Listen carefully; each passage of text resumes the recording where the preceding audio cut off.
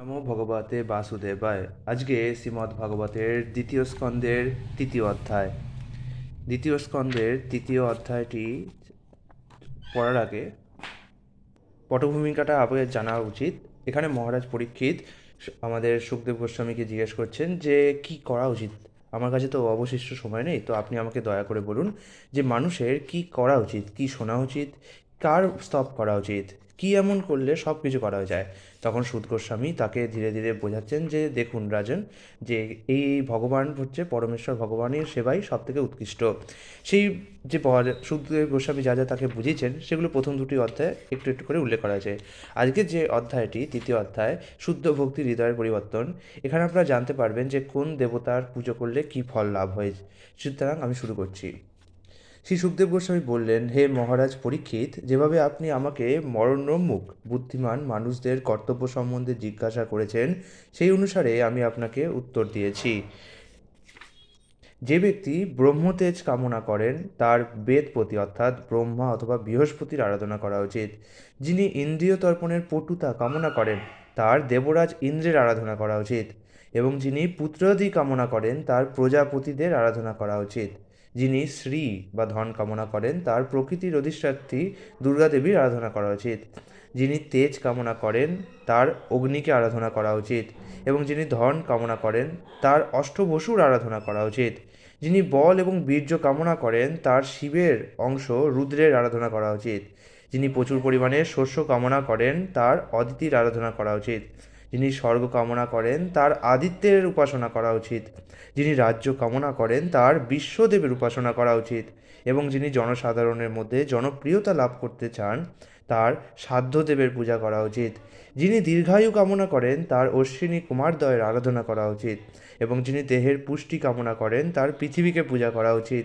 যিনি প্রতিষ্ঠা অর্থাৎ স্বপদে স্থিত থাকার কামনা করেন তার অন্তরিক্ষ ও পৃথিবীর আরাধনা করা উচিত। যিনি রূপ কামনা করেন তার গন্ধর্ব রূপ আরাধনা করা উচিত। যিনি স্ত্রী কামনা করেন তার উর্বশী অপ্সরার আরাধনা করা উচিত। যিনি সকলের ওপর আধিপত্য কামনা করেন তার ব্রহ্মাকে আরাধনা করা উচিত। যিনি যশ আকাঙ্ক্ষা করেন তার পরমেশ্বর ভগবানের আরাধনা করা উচিত। এবং যিনি ধন সঞ্চয়ের অভিলাষী তার কুবেরের আরাধনা করা উচিত। যিনি বিদ্যা লাভের অভিলাষ করেন তার শিবের আরাধনা করা উচিত। এবং তিনি দাম্পত্য প্রেম কামনা করেন তার সতী উমাদেবীর আরাধনা করা উচিত। পারমার্থিক জ্ঞানের উন্নতি সাধনের জন্য শ্রী বিষ্ণু অথবা তার ভক্তদের আরাধনা করা উচিত। যারা সন্তানাদির কামনা করেন তাদের পিতৃবর্গের আরাধনা করা উচিত। যারা সুরক্ষা কামনা করেন তাদের পূর্ণবান যক্ষ সমূহের আরাধনা করা উচিত। এবং যারা বল কামনা করেন তাদের বিভিন্ন দেবতাদের আরাধনা করা উচিত। যিনি রাজত্ব কামনা করেন তার মনুদের আরাধনা করা উচিত। যিনি শত্রু বিজয়ের আকাঙ্ক্ষা করেন তার অসুরদের আরাধনা করা উচিত। এবং যিনি ইন্দ্রিয় সুখভোগের বাসনা করেন তার চন্দ্রদেবের আরাধনা করা উচিত। কিন্তু যার কোনো জড় সুখভোগের বাসনা নেই তার পরমেশ্বর ভগবানের আরাধনা করা উচিত।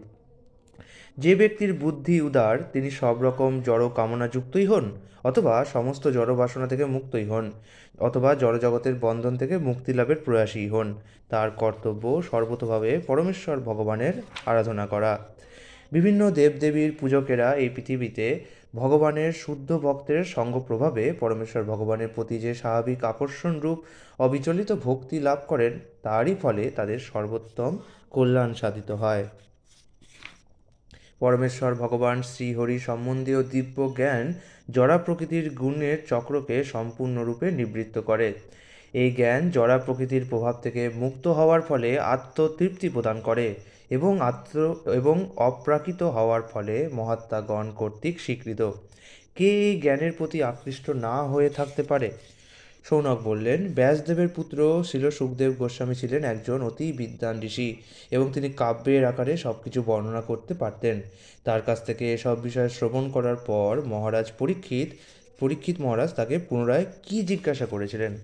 হে বিদ্বান সুদ গোস্বামী, দয়া করে আপনি আমাদের বলুন। অর্থাৎ সৌনক ঋষিরা সুদ গোস্বামীকে আবার জিজ্ঞেস করছে এর মাঝখানে থামিয়ে যে সুখদেব গোস্বামী এত কিছু বললো পরীক্ষিত মহারাজকে, তারপরে কি জিজ্ঞেস করলেন পরীক্ষিত মহারাজ? তখন সুদ গোস্বামীকে তারা বলছে, হে বিদ্বান সুদ গোস্বামী, দয়া করে আপনি আমাদের বলুন তারপর কি হয়েছিল, কেননা আমরা তা শুনতে ঐকান্তিকভাবে আগ্রহী। ভগবত ভক্তের সভায় যে কথা হয় তা নিশ্চয়ই হরিকথা ব্যতীত আর কিছু হতে পারে না। পাণ্ডবদের পুত্র মহারাজ পরীক্ষিত তার শৈশব থেকেই একজন মহান ভগবত ভক্ত ছিলেন। অর্জুনের পুত্র অভিমন্যুর পুত্র ছিলেন হচ্ছে মহারাজ পরীক্ষিত, তার মানে পাণ্ডবদের পুত্র তিনি সম্পর্কে। পুতুল নিয়ে খেলার ছলে তিনি পরিবারের শ্রীবিগ্রহের পূজার অনুকরণে ভগবান শ্রীকৃষ্ণের পূজা করতেন। ব্যাসদেবের পুত্র সুখদেব দিব্য জ্ঞানে পূর্ণ ছিলেন এবং তিনি বসুদেব তনয় শ্রীকৃষ্ণের মহান ভক্ত ছিলেন। অতএব মহান ভক্তদের সমাগমে শ্রীকৃষ্ণের গুণকীর্তন রূপ উদার কথাই হয়েছিল।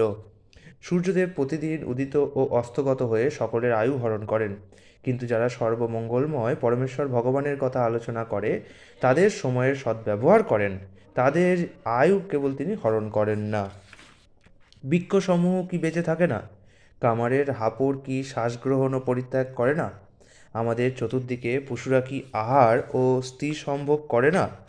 কুকুর, উট, শূকর এবং গর্দভের মতো মানুষেরা তাদেরই প্রশংসা করে যারা সমস্ত অশুভ থেকে উদ্ধারকারী ভগবান শ্রীকৃষ্ণের দিব্য লীলাসমূহ কখনো শ্রবণ করে না। যে ব্যক্তি ভগবানের শৌর্য এবং অদ্ভুত কার্যকলাপের কথা শ্রবণ করেনি এবং ভগবানের গুণগাথা কীর্তন করেনি, তার কর্ণরন্ধ্র সর্পের গর্তের মতো এবং তার জিহা ভেকের জিহার মতো। রেশমের উষ্ণীষ এবং কিরীটির দ্বারা মস্তক শোভিত থাকলেও তা যদি মুক্তিদাতা ভগবানের শ্রীচরণে পরিণত না হয়, তবে তা কেবল অত্যন্ত ভারী একটি বোঝার মতো। আর যে হস্তদ্বয় উজ্জ্বল সুবর্ণ কঙ্কণের দ্বারা অলঙ্কিত, তা যদি ভগবান শ্রীহরির সেবায় যুক্ত না হয়, তাহলে তা শবের হস্তের মতো।